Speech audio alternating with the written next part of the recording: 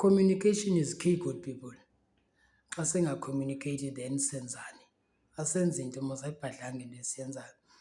Good people, ukuthetha kubalulekile because yonke into iye imoshwe ngomlomo iphinde ibuye ilungiswe kwangomlomo. Abanye abantu baya-avoida ukuthetha, umntu athi andisosithethi mna. Good people, kuyanyanzeleka uthethile because xa ibana ngaba awuthethi ezinye izinto ziqhubeka zihamba ngale ndlela ongayifuniyo.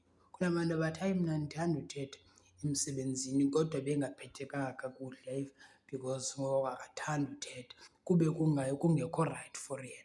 Good people, masithetheni. If ever there's something against mna that you have, uza kum undixelele uba ngaPrince 1 no 2 no 3 no 4 andimthandi, and then sithini ukumlungisa ukubheka phambili, then simlungise olu hlobo than ngoku uthi unengxaki nam uyoyipha ithetha nomnye umntu kwelinye icala, and then that is something else. Iphinde ke ngoku ijike ibuye ibe yingxaki, yabo. Good people, masithetheni. It's very important loo nto leyo, very important.